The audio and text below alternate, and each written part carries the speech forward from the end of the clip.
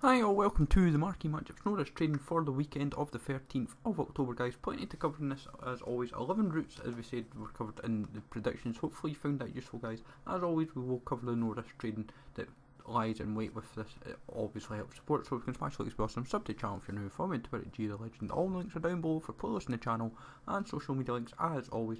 So let's jump into the no-risk trading. So Premier League first, guys. The good thing is, if you've got 3 routes this week, with Liverpool, Man United, Crystal Palace, and obviously the Arsenal games respectively, there's plenty to kind of cover your back with. Like obviously Arsenal, they've got Callum Chambers. Crystal Palace have Ward, and who else they've got a couple other, and then like in terms of like the league in general, like there's plenty to kind of operate with in EPL. So, there's so many leagues, so many nations, so many clubs.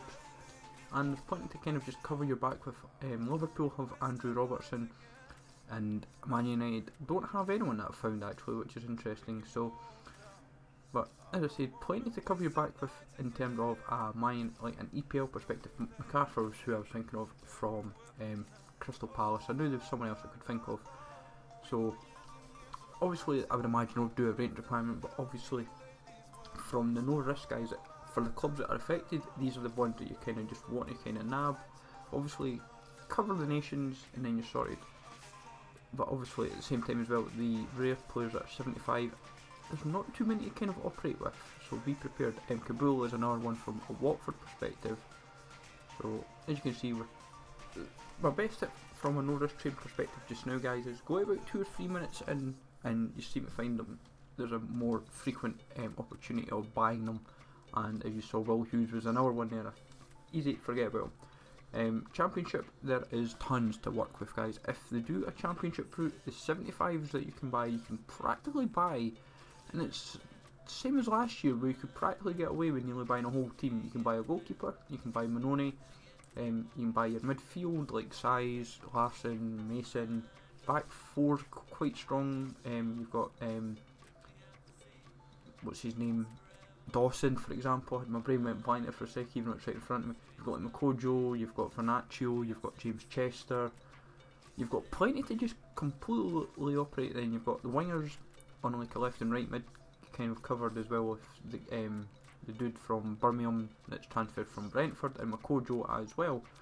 Then obviously from there you go over to Italy with the Calcio A, obviously still says Calcio A. It would be awesome if it was a Serie A, but you've got Inter players that you can buy for no risk. You can buy the plenty in terms of the league. There's not an issue whatsoever. You can cover the nations, you can cover the clubs, you can cover whatever they kind of probably seek to kind of cover your back with for options. And there's plenty of positions as well, so don't feel worried about that option as well. As I said, Inter, you've got D'Ambrosio. I think he's the only no-risk player from any of the teams that are featured, because I'm trying to think. Lazio is Djordjevic is Lazio. Then there's not really too much else, I will admit, from a no-risk perspective for any of the 6 teams that are featured. So be prepared on that basis, guys. It's more a case of the actual league in general. Then when you go from there to Spain, you have plenty to just kind of have free reign with. From a Spanish perspective, you could probably get away with buying the Spanish players, but if they were to look at a nations requirement, there's plenty to cover your back. You've got Castro, you've got Fujar, you've got Lerma, who if you had him already for earlier Marquee Matchups, you're kind of covered. But then you can go with like Aquilani as well if they were to go into Italian, if they needed any other nations as well. But as I said, guys, I'm buying these guys for 300 a pop, and the good thing is I'm selling them on for 4,600 on average. But when I've noticed with Macaroni, for example, I can sell him for 1,000 coins, and I'm still baffled to this. Why am I selling him for 1,000 coins?